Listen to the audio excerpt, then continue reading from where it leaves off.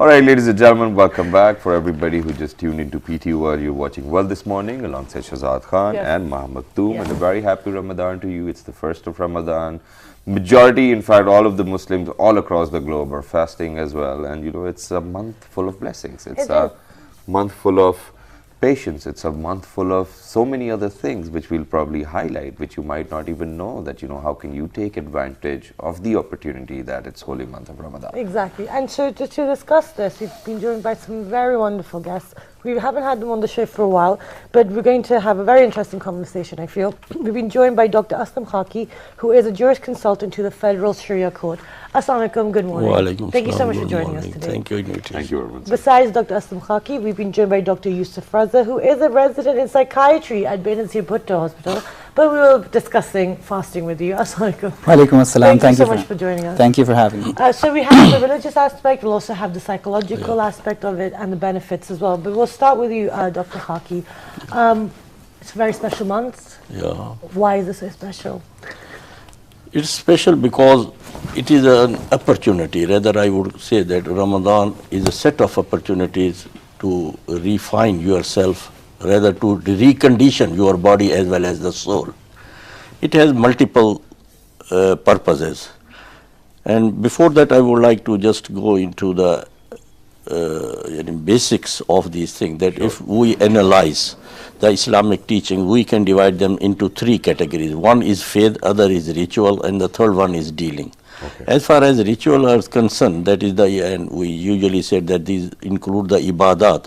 These are the training institution, training sessions to remodel your life, to refine your conduct in the daily life. Okay. That's why Quran says, "Kutiba alaykumus siyamu kama kutiba alal lazina min qablikum la'allakum tattaqun." That we have made them obligatory, these fasts, as we have made obligatory to the nation before you, so that you may develop your conduct or improve your conduct. Taqwa means that a good conduct. Okay. Similarly, in all the, even in the sacrifices, لا ينال الله لحومها ولا دماؤها ولكن يناله التقوى منكم, that these the meats and the blood do not reach God Almighty, but the purpose is that what reaches God is your taqwa, that is you develop your good conduct. And in all those religious ritual we can see, and especially to the Ramadan, we see that it is a great opportunity to not only celebrate it, rather to solemnize it, to refine your conduct, to remodel your conduct, to plan your future, that how you have to behave in the other 11 months. That is a big training. And you can just say that it is a training just to refine your body, that health-wise. Now since, you know, initially at the start of the segment, even I mentioned and you said about that it's an opportunity to refine your own self.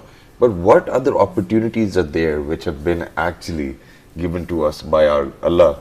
That, you know, probably, son, if you're going to do this, you know, I'll multiply your neki with like 70% of the other nekis, and then it'll get multiplied, and there'll be so many other advantages. Yeah. You mean that with respect to the fast? Or yes, with respect to the fast. Yeah, with respect to the fast, because the Ramadan is a month in which Quran started revelation, and some say that it was revealed in a lump sum to the Lawh Mahfuz. And number one, and number two, it also just encompasses and has the Laylatul Qadr. That is another big opportunity to replan your life in the future. We may have a separate discussion. But this is what I can say, that as we said, that it is a multiple and multifarious purposes. The most one is to discipline yourself, to abstain and to control your lusts, to control your desires. That desire may be multifold, not only confining to some hunger, thirst or that. It is even to control your lust for the wealth, accumulation of wealth. I am going to accumulate wealth because I can't help myself. I can't. There's a lesson of contentment and contentment.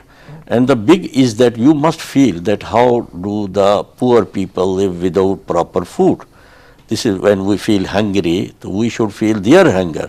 And feeling that hunger means that resultantly we should share our resources, save our resources in this month, and then share it with the poor people. Okay. Instead of just having the luxury iftar dinners and all that. Yeah. So this becomes... So it's a reflection on multiple levels. Okay, let me bring Dr. Yousuf into the conversation. For you, you know, when we approach this month, what are, it is personal for everyone. Everyone has an individual look on it. But what for you are the benefits and the blessings within this month? When I contemplate over the blessings of the month of Ramadan, and the first source that you have to go for that is the Quran itself. Yeah. And in the Quran itself, like Dr. Saab mentioned the ayah about the fasting being prescribed upon you, 2 ayat down, Allah subhanahu wa ta'ala talks about why Ramadan. And He says, شَهْرُ رَمَضَانَ الَّذِي أُنزِلَ فِيهِ الْقُرْآنِ. It could have been any month out of the year. It could have been Muharram, it could have been Dhul Hajj, it could have been Rabiul Awwal, any month. But why Ramadan? Because this is the month of the Quran. And it is as if to celebrate the Quran, this greatest blessing of Allah subhanahu wa ta'ala that makes this month so special. Note how everything associated with the Quran is the best. It's not just special, it's the best. The angel who brought the Quran, the messenger to whom the Quran was revealed, the places in the world where the Quran was revealed are the most sacred, the night in which the Quran was revealed, the month during which the Quran was revealed, the angels who handle the Quran in the heavens are described as the most righteous, most pious, the scriptures in which the Quran is handled are the most elevated, the most purified, all of these descriptions that the Quran gives. So the ayat talking about fasting, all of a sudden as if the topic changes to the Quran. Because the Quran is what Ramadan is supposed to be all about. So during the day you have that benefit, like Dr. Saab mentioned, about learning self-control so that your pleasure principle, so to speak, does not drive you towards being a mechanistic, animalistic, just not basically below human level. And what that time tells you is that you have control, you are human, and you're not just a pawn in the hands of external factors. Yeah. And I have control over my own life. But the thing is, when I have control, what do I do with that control? I realize I have freedom and I can control myself. I'm not just a pawn, but then what do I do with it? That's where the Quran comes in. The Quran is hudal linnas. It is the guide for mankind. Ubayyinatin min al-huda. Absolute clear explanation of guidance. And wal furqan, and a criterion from between right and wrong. That's what the Quran gives me, so that now I have that control over myself. I know where to channel myself. I understand my meaning in life. And psychologically speaking, a meaningless life is the perfect recipe for a mentally ill life. A psychologically messed up life is if you don't have a direction, you don't have a meaning, you don't have a purpose. And that's what the Quran gives you, packaged within this month of Ramadan, so that every dimension of the human being is adequately catered for. Okay, but I think, you've very well spoken, and you've said it very righteously as well, but then at the same time, somebody's phone's ringing as well, so, we might probably switch it off as well. It's one of you guys. Mine's off. Oh, yours off. Yeah, mine's off as well. Is your phone on? Is someone calling you? Yeah. It's alright. Oh, it's okay, don't worry. It's perfectly alright. But then at the same time, what impact do we have on our heads when we start to fast as well? And then to find a dimension and to find a way that, this is the meaning to our life. As far as fasting is concerned, we have some very basic human instincts. Okay. Right? We have this drive to survive. We're biological beings at the end of the day. And there is that drive to sustain the species. So we have food, water, sex as the very fundamental human needs, these instincts that drive us. But then we have, as we learn from here, we're not just driven by them. Okay. We can have a control over them. And if we can have a control over them, then there is no limit to what we can do. The abilities that we can have, what Iqbal talks about, his concept of Shaheen, what he talks about his khudi. Basically, it's your khudi being nurtured here. It's your khudi being nurtured so that it can perform. Mind you, whatever is a meaning in your life, it has to be selfless. It cannot be self-serving. Yeah. It cannot be merely selfishness, that I just want happiness for myself. I just want contentment for myself. That particular understanding of religiosity was heavily criticized by Iqbal. Heavily criticized. Like, if it's not external, if it does not feel the pain of the people around, then that's self-deception. Right. That's self-deception. Your righteousness is going to be, is going to misrepresent religion basically. And you're going to be exploiting people for personal pleasure. If just controlling yourself from pleasure and deriving pleasure from a different angle, just if that's what religion serves for you, then And I think that's what destroys deep, the society as profound well at the same time. And you know, within our religion, we've had this concept of neighborhoods as well, very well knitted societies, and then sharing and caring. Even now, if you know, probably in Ramadan, if you go to Makkah or Medina, whenever it's like Sehri time or Iftar time, people will come, grab your hands, come eat with us. Over here, right after you're done with your Iftar, people will be on your doors, ringing the bells that if you have something left over, please give it to us. That's And nice. then I'm sorry to say that, but I've seen a lot of people just tell them to go away. Are you serious? No, that's not good. That's not good at all. Okay, but that's moving on to you now. Now, there's this concept of zakat as well. Obviously, you know, it's one of the very important pillars of our religion. And this month, you know, it allows us to, you know, we should actually give away whatever is with us. Now, what is the actual concept? How do we calculate it? Because it is very difficult for me. I do not have any gold in possession as well. You know, I'm a young kid. I'm still working hard. Still young kids. Yeah. So, but what is the concept? How do we young. calculate it? Because every year the same question arises. You know, people will ask the same thing. Oh, you have this much property, but it is just still a very general count on what we have. To my response, because I am a student of Islamic law and Sharia, rather teacher, rather I am a researcher, not only a muballigh or that. The concept of zakat or all other elements and that take is a program of poverty elevation. Okay. Yeah, just to gap up the difference, which is a great difference between the poor and the rich people or elite group. So as far as the traditional concept is concerned, then we see that there is a nisab zakat, that this much money should be with the people at least, and it should go for 1 year, and that is 2.5%. As to my research, then you can just change it at the rate, and it is, then the state prerogative also develops there according to the situation. If the state is just going status quo with the traditional concept, we should come forward and just pay more than that. I think that 2.5% may be the minimum. If I feel that But I have 2.5% of what? of the nisab, if this nisab is just again then What will is be nisab 7.5. in English? Nisab means the minimum amount of anything which just creates the hukm of zakat, as there is a nisab shahadat, nisab zakat, nisab sarqa, that the minimum value or the minimum These are some property of difficult the terms. Yeah, no, okay. nisab means which just nasb, just fixes Which the is thing. the fixtures. Fixed Yeah, things, it okay. fixes the. So that is 7.5 tolas of gold and 52 tolas of silver. Though at that time they were equal in amount, because that was the money loaded currency there. But now we have the paper currency. Yeah. So these have gone about, I say 8 to 10 times difference. But still we say 52 tolas of silver and 7.5 tolas of or is there when the two things are equal. They are not equal. So we have to reassess. So what does your research say over time that now this is what we need to do? If I tell you the research, then the objection would No, come. it's your No, no, no, research. no, no, Yeah, my It's your research is research. that it is the prerogative of the state. The state has to see that what is the poverty level, how the people are going there. That would fix the nisab, that would fix the rate, that would fix, because the target is poverty elevation. If I have 100 breads, and the poor people are there, they are dying out of starvation, I say no, 2.5 breads, I give it and then I am free. No. Kulil af, yasalunaka maza yunfiqun kulil af. The Holy Prophet was asked that how much should they spend. There was a crisis in the country. The Quran said that we should have to, whatever is surplus from you. So if the people are dying of starvation, then I should keep 2.5 bread with me and give 97.5 to the people. And that would fluctuate. And by the according end, to it is your situation. choice as well. Yeah, choice. Okay, Because but the taqwa standard, is the concept of yes, yeah. but you have the standard, the rules which people follow and practice. So anyway, now I want to come back to this, the whole intention of fasting.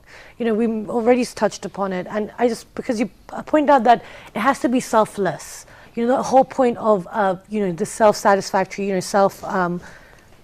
pleasure, like getting peace for yourself. Now, surely the reason why people are fasting is because they want to alleviate their sins. They want to be forgiven for the mistakes they've done, and also a lot of the way people do fast. I mean, this is just generalization, just a question. It's about themselves, like, oh no, we can't do anything wrong because the devil is now locked up, so this is sins for us. The more good we do, the more likelihood that, you know, on the day of judgment we will pass and, you know, go to heaven. Isn't that selfish? Okay. Now, when you look at it from that perspective, yes, that is one dimension to it. There is no rejecting that, or there is no refusing that. The one thing that we have to understand, it doesn't have to be one or the other.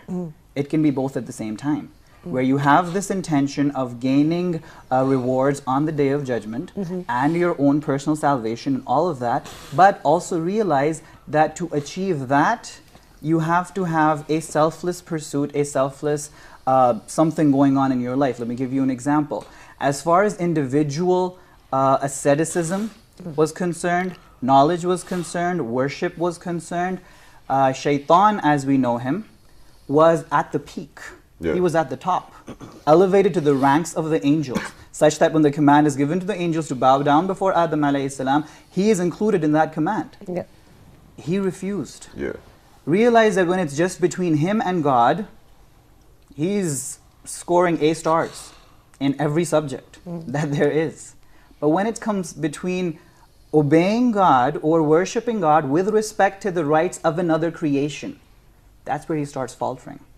So now it's the interpersonal, I cannot separate my worship of God or my love for God from my love for humanity or the rights that they have over me. If I don't feel their pain, if they're not being provided for, and they have needs that I have, I'm indulging in luxuries, and their needs are not being fulfilled, then I can be racking up all kinds of rewards and all of that, but I'm still answerable for the other part. Okay, so glad we touched upon that. That's such a good point. And then at the same time, you know, when you know that the shaitan's being chained down in this holy month, and then, you know, you get a psychological impact as well, that there's nothing disturbing me as well.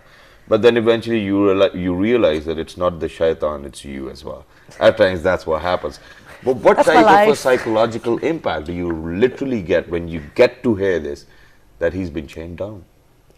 What does that mean, actually? Like, what does that say about us? Around to bug you? And then, you know, people are still, maybe some people do still, you know, not every, you know, we're human beings, we're made to make mistakes. They do abuse. So, like, when you look at the blessings of the month of Ramadan, and yes, we do hear all about how shayateen are locked up, and that particular influence is lessened down. But then we also realize this internal force from within us that is shaitan independent, so to speak.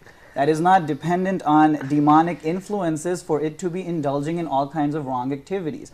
In other words, he's trained us well, that he can leave us independent even in the month of Ramadan, like even if he's not there. But yes, those of us who are looking for a way back, that we have been struggling with ourselves over the rest of the months, we do feel this this shame, this level of regret over our actions, and we feel that we should just start getting back to our life, our meaning in life, our purpose, our connection with Allah, and all of that kind of stuff. And we're having difficulties in the rest of the month. Ramadan is orchestrated such that even in the society, you have so much of a drive towards good, so much of a pull towards doing something righteous. And so within that, you also experience how it becomes easier to repent than it would at any other part of the year. And then of course you have that spiritual aspect of, like you said, a psychological impact, realizing that shayateen have been locked up. So, you know, I can And the environment is such as well, you know, the ambience is there, so it supports you as well. But what's your take on it, sir, as well? Yeah, my take is that it is not physically that he is just chained, but it is mean that he is chained by the actions of the Muslims at that time. Because we are holding ourselves, we are holding and all that. So it is the action of the Muslim which chains it down. Otherwise, if we don't make good action, self-control and all that, it is a counter because I had the opportunity of making assignments in connection with my doctoral thesis on moral psychology. There is a concept of Sigmund Freud, he talks about the id. So the Ramadan is an opportunity to counter that id. It means it is a part of your personality which wants pleasure at all the cost. It's probably nafs. Yeah, nafs shar. Yeah, you can say that nafs ammara. وَمَا أُبَرِّئُ نَفْسِي إِنَّ النَّفْسَ لَأَمَّارَةٌ بِالسُّوءِ. Yeah, it is a nafs ammara. So it is an opportunity to control that nafs ammara. So I say, and same it is said, the Holy Prophet said, as-sawmu junnah, that the fasting is the shield. It is shield against the evil. But it would be from our action, not it would not come from the any heaven or from the sky to do that. We have been given the opportunity, especially when we do anything collectively, the psychological and social effects contribute to the effect. If all the people are going to prayer, I would have no hesitation to go for. But if all the people are sleeping or working, if I go for prayer, it is difficult for me to collect myself. It's so it is a collective opportunity, and that's why the Holy Prophet said. It's just like that, you know, if you the only one who failed in class, you'll feel more bad. The one point, the last point, the point is that, as you said, that in Ramadan we are doing all the good things, inviting the people to get the money, but in the 11th month we forget. This is just denying and defying the concept of Ramadan. Okay. This is training we should extend for the 11 months. Exactly. Not that the last, when we see the Eid al-Fitr moon, we don't pray even in the Isha prayer. We say it's okay. Okay, so that's our aim for this year, that we will pray on the Eid al-Fitr prayer. But no, thank you so much for joining us, and thank you so much for your time. It's been very interesting. And we'll definitely try to recondition ourselves as well, not just in this month, but the entire year. Yes, and we do try. But no, I hope you guys have a very good, first day of fasting, and hope you guys make it till the end. And before you get home, don't speed. There's no need to have traffic accidents. Your loved ones are waiting for you at home, so drive carefully and with patience, and you will make it home, so it'll be fine. Yeah, and then at the same time, there's one humble request, and that is that a lot of people, every Ramadan they have these questions whether we can brush or not while fasting, whether we can do this or not. So what you can do is that you can probably write to us all your questions and queries on our Facebook fan page, which is with the name of Well This Morning, or probably on Twitter. Well This Morning with and then Adiji. we'll get back to you with the proper segment where we'll answer all of these queries as well. So don't forget to remember us in your prayers. Yep. And do watch the repeat at 5 past midnight. Look after yourselves. Good morning.